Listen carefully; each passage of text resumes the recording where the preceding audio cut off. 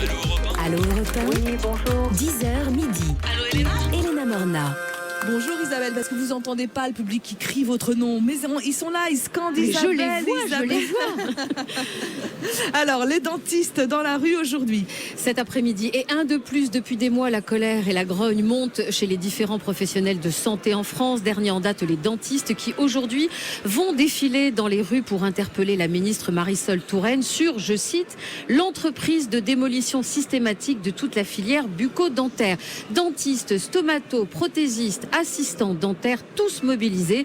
Catherine Mojaïski, présidente de la CNSD, Confédération nationale des syndicats dentaires, nous explique les raisons de leur colère. À partir du moment où on nous baisse des tarifs qui permettent au cabinet de fonctionner, on met en danger l'équilibre économique du cabinet dentaire. Pour pouvoir continuer à fonctionner, il va falloir aller chercher des économies dans les fonctionnements. La crainte que la seule manière de fonctionner, c'est d'aller vers le fonctionnement type low cost, à savoir renoncer à faire un certain nombre de soins sur lesquels on ne gagne pas du tout notre vie, c'est ne faire que de la prothèse de qualité moins bonne, et donc le patient ne pourra plus choisir son traitement, ne pourra plus trouver de dentiste, et donc effectivement, il y aura une baisse de ce qu'on peut proposer aujourd'hui à nos patients en termes d'accès aux soins. Nous n'avons jamais, en 5 ans, été reçus par la ministre de la Santé. Donc notre demande forte aujourd'hui, c'est que Madame la ministre nous reçoive de manière à ce qu'on puisse lui exposer directement toute la problématique des soins dentaires et qu'on puisse nouer un dialogue qui jusque-là n'a jamais eu lieu. Le ton est déterminé et ils seront dans les rues en France dès cet après-midi, Elena. Gérald Kazek. Oui, c'est une méthode assez systématique en fait du ministère actuel. C'est une espèce de mépris ouvertement affiché, ne serait-ce qu'en ne rencontrant pas les gens. C'est-à-dire que les médecins, les étudiants, les dentistes demandent des audiences, vont exposer leurs problèmes. Et ben là, c'est fin de non-recevoir. Il n'y a même pas de discussion. Alors Isabelle, attention, vaccin, risque de rupture de stock. Alors on ne parle pas encore de rupture, mais de tension d'approvisionnement. Les vaccins concernés sont ceux contre l'hépatite B. De nombreux pays sont dans la même situation que nous, une situation qui remonte à début janvier.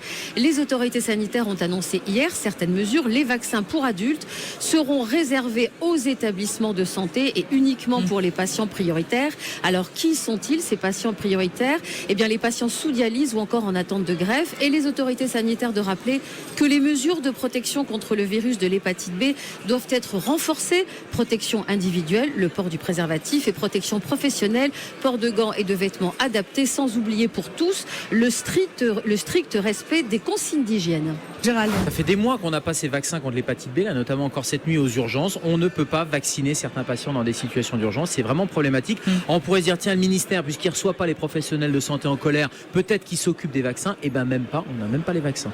Allez, le chiffre du jour Isabelle, c'est 90.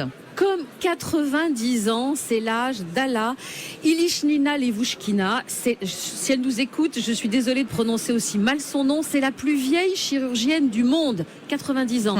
Elle 90 continue ans. d'opérer 4 jours par semaine dans un hôpital à 200 km de Moscou. Elle est spécialiste en proctologie, en 67 ans de carrière. Elle a opéré plus de 10 000 patients. Son seul souci, Elena, c'est pas son âge, c'est sa petite taille. Elle mesure à peine 1m45 et elle est obligée d'utiliser un marchepied pour être à la bonne hauteur de la table d'opération.